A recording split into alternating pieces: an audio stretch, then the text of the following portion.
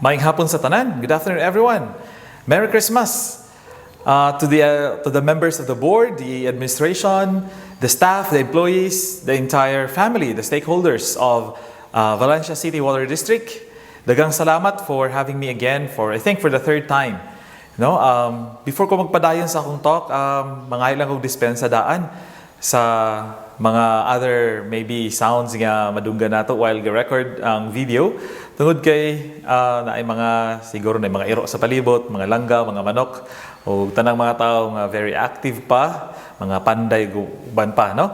So hopefully maka-focus mo sa unsay message nga akong ma-share sa inyo karong hapuna. Daghang salamat tungod kay another opportunity, no? Bahalag siguro gisuman ang uban sa pagpaminaw sa ako sa pag-share anything, no? Hopefully this can help us sa pagpamalandong sa pagsaulog nato sa Pasko o bagong tuig, no? Ang framework sa akong i-share sa inyo karon is I entitled it Emmanuel of Faith, Love and Hope, no? Emmanuel of Faith, Love and Hope. Nganong kiniman?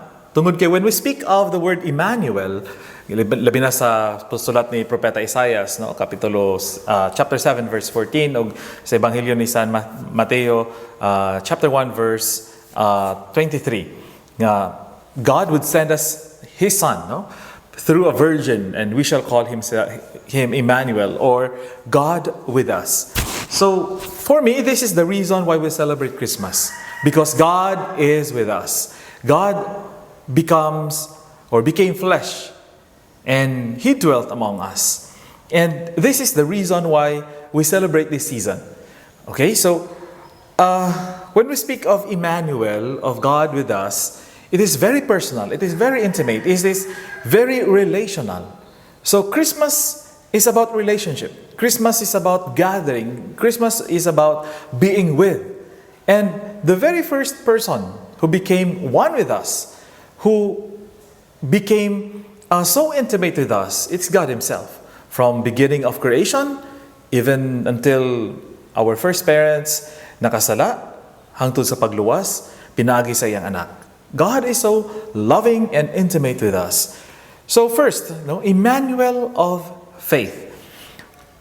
So dili gid nato pwede mawala, no, nga naay Pasko tungod kay aduna kitay pagtuo. We celebrate Christmas because we believe. How can we celebrate Christmas if we don't believe in God? We don't believe in Jesus Himself. He is the reason of the season, as they say. It is our faith, and basically and necessarily, we need to have faith as we celebrate Christmas, the season of Christmas. There are so many ways that the world celebrates Christmas until now, through whatever means of celebration, no? Especially that, sad to say, it has been commercialized also. So that the celebration and the essence of Christmas is about parties, enjoyment, decorations, gifts, even the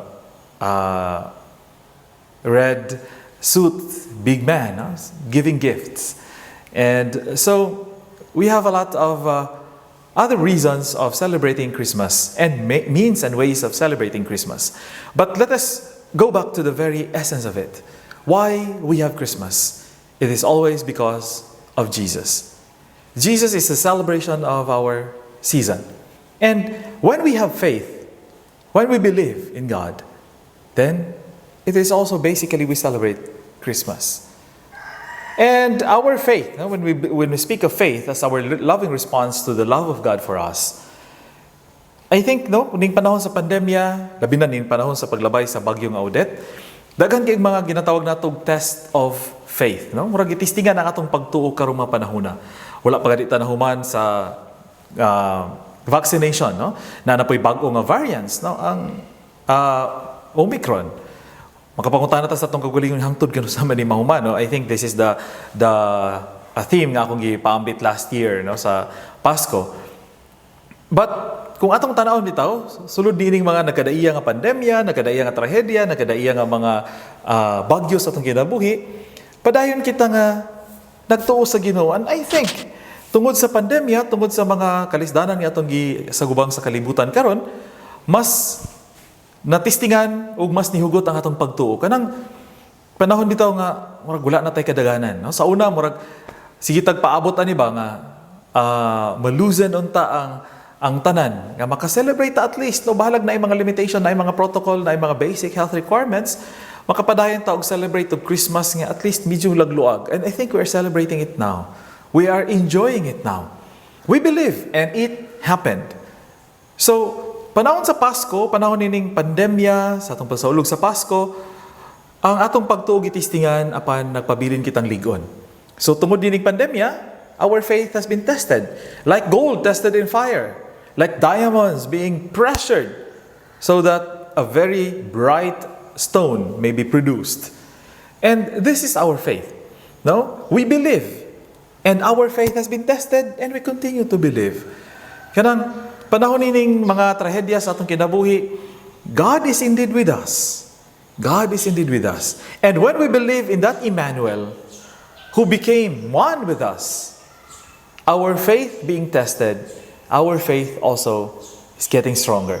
Mas diligon, mas bipadayon, mas nahimong doon na kitay gigunitan sa atong pagtuo nining panahon sa pandemya. So God is indeed with us. And then, ang hagit nini kanato mga kaigsuunan nga, kung atong tanawon, sa atong pagtuo sa Ginoo, sa atong pagsalig nga naa siya kanunay nakiguban kanato, sayod kita, nga bisan unsa pang unos ang moabot sa atong kinabuhi, kung magpatuo, doon na kita'y pagtuo, makalingkawas kita, makalapas kita ni ining maong mga kasinatian. Daghan sa atong mga kaigsunan sa lain-lain nga mga lugar sa Visayas ug sa Mindanao nga napektuhan gyud sa Bagyong Odette, no?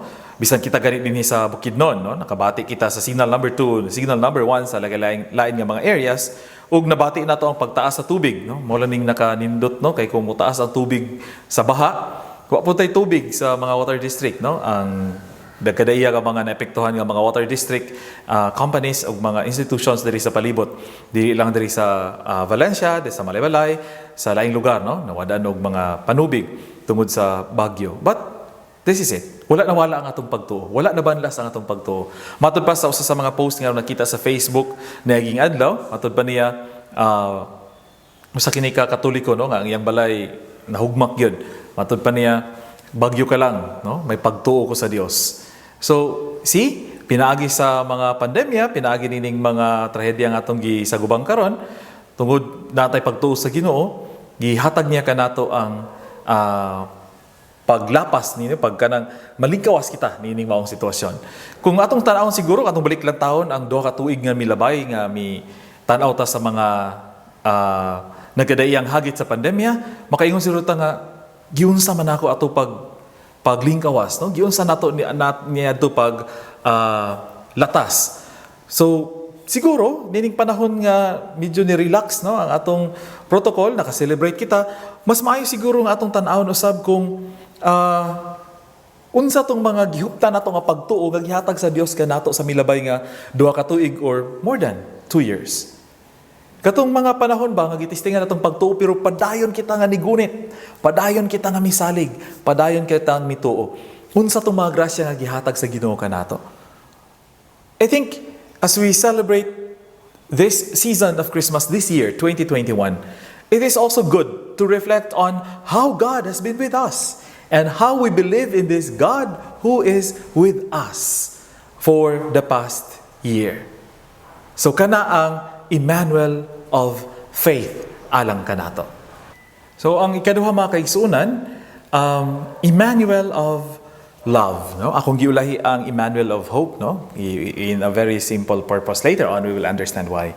So when we speak of Emmanuel of love, Christmas is a season of love.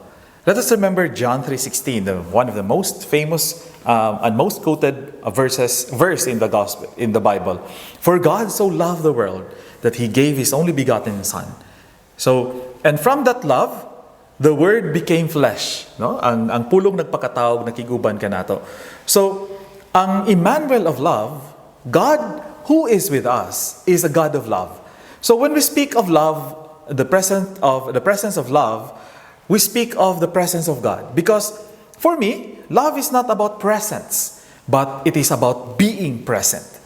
Remember, pag ingon sa Ginoo nga gigugma kita niya, He became one with us. He became present with us. So, being Emmanuel, or God with us, who is, God also is love, then we speak of Emmanuel as the presence of love for us. So, being God with us means God becoming one with us out of love.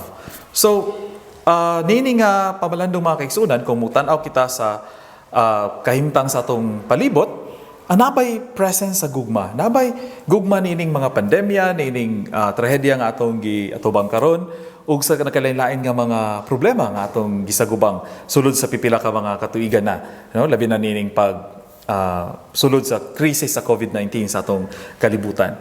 So, para ka nato, naagya po ng gugma. Ngano man? Because God is with us. He became present with us. So, sa unsa ka mga pamaagi?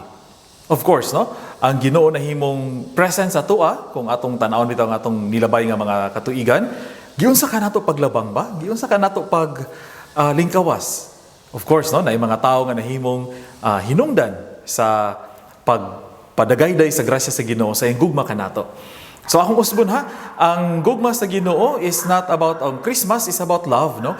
And more than just the presents, more than just the gifts, it is God who became present with us. Nahimo siyang ania uban ka nato, nahimong God with us ang hinungdan sa atong kapaskuhan. So daghan kitag madunggan nga mga lines sa palibot, no, sa mga kanta, sa mga quotations, sa mga messages that give love on Christmas Day. No? Kana, isa sa mga makita nato sa palibot, kanta, no? Madbunggon nato, give love on Christmas Day. Christmas is about love. Christmas is loving. This is not more than just giving, but it is loving. Because ang Ginoo, ang unang nahigugma ka nato. Ang Ginoo, ang unang nagpakaania uban ka nato. So akong usbon, Christmas is not about the presents. It is about being present. So, kung atong kining tan-awon mga kaigsuonan, balikan nato ang atong mga nilabay nga mga tuig ba. Una, tan-aw nato kung kinsa tong mga tao nga nahimong present para ka nato, nahimong Emmanuel usab alang ka nato. Kinsa tong mga tao nga sa atong kalisdanan, mas nipabati nila ang ilang gugma by being present for us, by allowing themselves to be for us. Tanaw nato tong mga tao, or katong balik lang tao nato tong mga tao nga nahimong hinungdan nga mas nabati nato nga ang presensya sa Ginoo na uban ka nato. Atong balik lang tao, no, pasalamatan sila. No, katong mga tao nga sa atong pinakaubos nga panahon sa atong kinabuhi, siguro ang uban nga wadag trabaho, ang uban na wadag kauban sa pamilya tungod sa COVID, na wadan og mga bisan unsa pa nga mga kalingawan, no. Kinsa tong mga tao nga nahimong present para ka nato. I think this is an opportune time for us to reflect on this situation. Itong mga tao ba, no? Mga tao or mga circumstances nga nahimong kabahin aron mabati nato nga God is really with us. So, Emmanuel of love. Ang ikaduha, siguro dindot natong tan-awon ang panahon kanung sa kita nahimong instrumento usab sa presensya sa Ginoo ngadto sa uban. Or we should ask ourselves, have we become instruments of making God present for others? Have we shared love for others? Or kung naka-share kitag love, igo na ba ni? No? So, dagan ng mga panahon nga, wala tayo mahatag, wala tayo matunol, wala exact amount, or anything nga atong mahatag sa atong isig kaingon, but katong mga panahon nga, nagpakaanaa kita diha kanila. Katong mga panahon nga, naa kita uban kanila. Those are the things, or kato nga mga panahon ang mag-count. Let us remember again, no? Pag ingon sa Ginoo higugma kita niya, wa kita niya gipasagdan. Giluwas kita niya sa kasalanan. Nagpakatawo siya uban kanato sa pinakaubos nga pamaagi. Ingani ang iyang paghigugma kanato. May kanaog siya sa atong level. Aron niya diha sa pagka makasasala nato nga level, pinaagi siyang pagkatawhanon ug pagkabalaan, iya kitang ipasaka ngadto sa sa kinabuhi nga walay katapusan.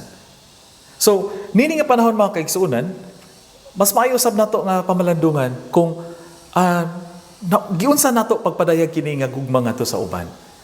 So, sa bisan unsa nga pamaagi sa atong kinabuhi, giunsa nato pagpadayag ni nga gugma, no? We have experienced God's love. Can we also be instruments of His love for others nining panahon sa Pasko?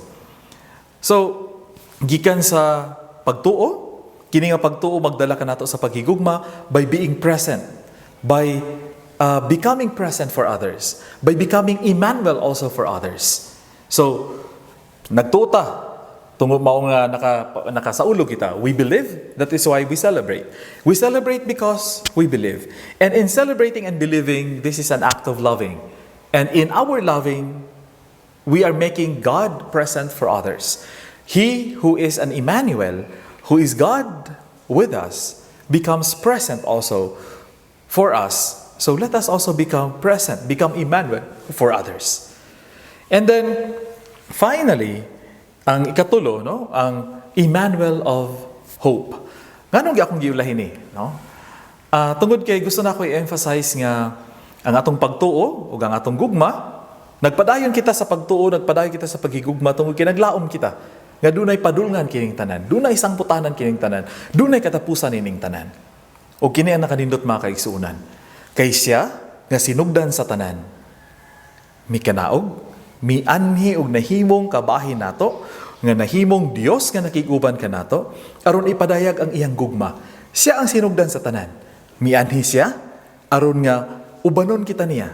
Ubanan ug ubanon kita niya ngadto sa atong padulngan nga mao ang kinabuhing walay katapusan. So, kung tanaw na to mga kaigsuunan, ang paglaom, ang pinakauyukan, ang pinakatas-an sa atong paglaom, dili dinhi sa kalibutan. Ang kalibutan, doon na kita gitawag nga hope, no? Dili sa kalibutan. But let me call it a temporal sense of hope. Ang paglaom nga dunay panahon, dunay kinutuban, dunay silugdan, dunay padulngan. No? Shall we say, for example, naglaom kita nga ang udet mulabay nga safe nga bisag na i-destruction, pero at least dili kayo ingana kadako, no? So there is hope. For example, sa mga kaning kasagaran ako nga gina-example, di ba? Kaning for example, sa mga bagong ni-graduate, no, nag-hope sila nga makatrabaho. So, temporal. Kanang dunay panahon. Pero ang kinadak-an nga paglaom nga ito, bitaw ginasaulog matagtuig mga kaigsuunan nga, makighiusa kita sa Ginoo nga nagpakatao uban ka nato. We will become in union with the God with us at the end of our lives. Pagkahuman sa itong kinabuhi din sa kalibutan, naglaom kita nga makighiusa kita sa Ginoo dito sa kinabuhi nga walay katapusan. He is our Emmanuel of hope. Nga naman. Tungod kay una, dili siya ang object, dili siya gift lang, kundi kanang realidad, kanang nahimo siyang circumstance atong kinabuhi. Nga dunay Ginoo nga nagpakatao uban ka nato ug magdala ka nato sa atong padulngan. No? His birth is our hope. Remember, ang mga propeta nagtagna na, nagpadayag nga ang Ginoo magpadala og manluluwas, no? Ug ang iyang pagkatao mao ang pagblossom ni ini nga paglaom. Naglaom ang katawan sa Israel nga luwason sila sa Ginoo sa taas kay nga panahon.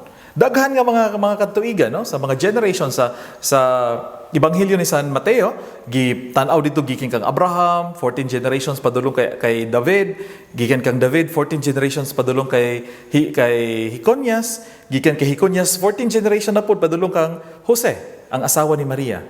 So, taas kay nga mga generations nagpaabot ang Israel para sa kaluwasan. Then pagkatao ni Jesus, pagkaingon og Emmanuel, God with us, ang katumanan sa gisaad sa Ginoo nga kaluwasan niabot na. Ug wala lamang dito sa iyang pagkatao, padulong kini ngadto sa iyang kamatayon sa cross. So ang kahoy sa pasungan, kun diin siya gipakatao, nahimo sab nga paglaom tungod kay mao kini ang larawan sa kahoy sa cross nga nahimong kaluwasan nato. Pero nahimong kaluwasan tungod kay ang atong unang ginikanan nakasala diya sa kahoy nga gibawal sa Ginoo kanila, apan tungod sa ilang pagkamapaytason, tungod sa ilang pagdisobey, nisulod ang sala ug kamatayon sa kalibutan. So, mga kaigsuunan, kung atong balikan ang atong pipila ka mga tuig nga nilabay, kung atong sa bablikan o atong sa pamalandungan pagbalik, nabantayan nato nga dili basta-basta nga atong nagian. Pero naglaom kita nga dunay padulngan ang tanan. And siguro ang mga temporal hopes nato naghinahinay na og katuman ang vaccine nga atong giampo na hopefully ang tanan na mituo pod, no? Siguro di man natong mapugos ang tanan. Ang atong mga gipanglauman nga hinauton ta natay mga ginagmay na nga mga face-to-face movement, no? Karong maabot January, ang ubang mga schools including San Isidro College would enter into limited face-to-face nga klase. This is what we are hoping for and we are experiencing it. Daghan ang mga ginagmay nato nga mga hopes around nga naghinahinay og katuman. Nga naman tungod kay ang Ginoo naaman uban ka nato. So kung nagtuo kita ug nagpabilin kita sa gugma sa Ginoo, nagitay lauman. Nagitay lauman. Nganong maglaom, nganong nagtuo kita, nahigugma kita ug naglaom kita tungod kay ang Ginoo nga nagpakaniya kanato, gugma man. Ang Jesus nga nagpakatao, Dios nga nakiguban kanato. Emmanuel who became one with us. So, once sabay hagit ni ini kanato mga kaisan, what is the challenge? What can we get from this? Una, diha sa pagtuo. Siguro, as an individual response, siguro mas maayo nga tan-aw nato atong kaugalingon karon ining panahon na ba. Giun sa pagporma sa pandemya, giun sa kanang tabang sa mga nagkadaiya nga trahedya sa kinabuhi para mas mailhan nako ang Ginoo, mas mutuo ko kaniya. Giun sa niining mga seemingly negative and dark situations sa atong kinabuhi. Aron nga mas mailhan nato ang Ginoo. Aron nga mas makit-an nato ang iyang presensya. Aron nga mas makaingon kita nga God is really with us. He is really an Emmanuel nga nagpakatao uban ka nato. So kana ang una. Ikaduha, diha sa paghigugma, no? Ako nag-iingon kaganina. Balik lang tao nato pasalamatan tong mga tao nga nahimong instrumento sa presensya sa gugma sa Ginoo para kanato. Mga tao, mga institution, mga individual siguro or wala ta kaila, mga circumstances. Tanan-tanan nga nahimong kabahin nga nagpakita kanato sa gugma sa Ginoo. O kabahin niini, sa laing bahin niini, ang pagtan-aw nato sa atong kaugalingon sa atong buhat sa paghigugma. Ato bang napadayag ang gugma sa Ginoo ngadto sa uban pinaagi sa atong presensya usab ngadto sa uban. Let us remember ang gugma is becoming present. That is why we can give presents for others. Ang gugma maghatag kanato nga ang Ginoo niya uban kanato. Ang tag-iya sa tanan nakiguban kanato aron nga ang tag-iya sa tanan mo ay atong ipaambit usab ngadto sa uban. Kini ang mga nag-connect kanato sa atong pagsaulog sa Pasko. Nahimong Emmanuel nga nakiguban kanato. Ug kining tanan, no? Nagtubo ang kinang tanan. Naa ang ilang pundasyon ining tanan diha sa kamatuoran nga naglaom kita. Matud pa sa kung gi-share last year, no? Nga ang pagtuo o gugugma kanunay nga motubo diha sa diwa sa paglaom. Nganong nagtuo kita, tungod kinaglaom kita sa Ginoo nga nagpakaniya uban kanato. Nganong nahigugma kita, nganong padayon kita nga mahigugma tungod kay naglaom kita nga ang atong paghigugma dili lamang taman kanato or taman diri, kundi ang gugma kanunay gid siya nga going beyond. So sa padayon kita nga maglaom, no? Padayon kita nga maglaom. Daghan pa siguro ang mga trahedya nga mahitabo. There was one time, no? To give emphasis to my point, there was one time nga nakoy kaila nga pagpanahon sa pandemya, daghan gid trahedya nga nahitabo sa iyang kinabuhi, no? Una nga namatay ang iyang mga ginikanan, sunod ang iyang gisaligan nga igsuon, kanang pinakasuod niya nga igsuon, namatay pod tungod sa COVID, no? Og kining tanan na dala kaniya sa I think that we can always imagine that these things can make a person so devastated. And indeed, no? She was very devastated. And one of the questions ngayong gingon sa kuwa was, ana siya nga, Father, kung napay moabot nga trahedya sa akong kinabuhi ani, kaya pa ba na ako ato bangon? See, ang iyang perspective, no, sumotang with some very short sessions with her, ginanaw siya nga ingani. Usahay kung daghan kitag mga problema sa kinabuhi, makafocus kita sa problema, makafocus kita sa mga kalisod, makafocus kita sa mga trahedya. Pero kung mo-focus kita nga, moingon kita nga Naggadaian na milabay nga trahedya sa atong kinabuhi, unya nakaya gyapon nato tungod kay naay Ginoo, nganong dili man nato makaya pa ang mosunod nga mga trahedya. Ang Ginoo is not a punishing God, but a present God in all our seemingly punished life. Di ba? Kay kini ang atong tan-awon. Ang Ginoo nagpakatao, kung ako balik lang taon to kung i-share sa inyo last year, ang Ginoo na tao diha sa kangit-ngit sa kagabion. Di ba? Sa Ebanghelyo, sa unang kapitulo sa Ebanghelyo ni San Juan, ang Ginoo mianhi nga dagdalag nga mao ang kahayag aron nga magdanag sa kalibutan. So, mga kaigsunan sa atong pagpadayon sa pagpanginabuhi sa matag adlaw, sa bisan unsa nga pamaagi in any way possible, let us continue to have faith, live in love, and hope every day. Remember, ang Ginoo nga atong gituohan tinuod. He became one with us because He loves us. For God so loved the world. And so, this should be the foundation of our hoping that sa bisan unsa nga mga sitwasyon sa atong kinabuhi, God is Emmanuel. He is always with us.